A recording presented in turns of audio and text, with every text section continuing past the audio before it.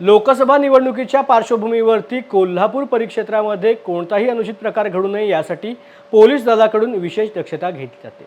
कोल्हापूर परिक्षेत्रामध्ये जवळपास 36 ठिकाणी नाकाबंदी करण्यात आली असून आचारसंहिता लागू झाल्यापासून आज तागायत बेकायदेशीर मद्यसाठा, अंमली पदार्थ याशिवाय गुटखा, गांजा असा 3 कोटी रुपयांचा मुद्देमाल आणि 11 लाख रुपयांची रोकड देखील जप्त झाल्याची माहिती कोल्हापूर परिक्षेत्र विशेष पोलीस महानिरीक्षक सुनील फुलारी यांनी पत्रकार परिषदेमध्ये दिली आहे।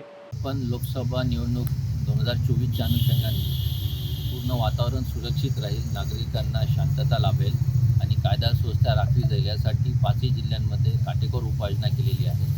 निवडणुकीची आचारसंहिता राबवण्यासाठी पूर्ण प्रयत्न करण्यात आलेले आहेत। आपल्या जिल्ह्यांमध्ये नाकाबंदी चेक नाके स्थापन करण्यात आलेले आहेत। त्याशिवाय आंतरराज्यीय जी बॉर्डर आहे कर्नाटकासोबत तिथे सुद्धा एकूण 36 नाके स्थापन केलेले आहेत, जे 24 तास चालू असतात। त्याशिवाय केंद्रीय सुरक्षा बलांच्या तुकड्या प्राप्त झाल्या होत्या, त्यांच्या सहकार्याने जिल्हा पोलीस अधीक्षकांनी आपापल्या जिल्ह्यांमध्ये flag march, route march, area domination, combing operation आयोजित केलं होतं। त्याशिवाय वेळोवेळी अवैध धंद्यांवर धाडी घालून अनुचित प्रकार जे होतात त्यांना थांबवण्यासाठी प्रयत्न केलेले आहेत। या धाडींमध्ये जवळपास 3 कोटी रुपयाची मालमत्ता आतापर्यंत जप्त करण्यात आलेली आहे। त्यामध्ये गुटखा, अवैध दारू, काही शस्त्र, काही देशी कट्टे हे मुद्देमाल जप्त करण्यात आलेला आहे। जवळपास 1 कोटी रुपयाचा गुटखा जप्त करण्यात आलेला आहे आणि आम्ही लगतच्या राज्यांसोबत समन्वय बैठक घेऊन अशा प्रकारची अवैध मालमत्ता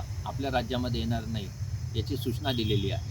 कर्नाटक, महाराष्ट्र आणि गोवा पोलीस यांच्यासोबत समन्वय बैठक झाली आणि त्यामध्ये सूचनांचं आदानप्रदान, गुन्हेगारांची माहिती ही देण्यात आलेली आहे।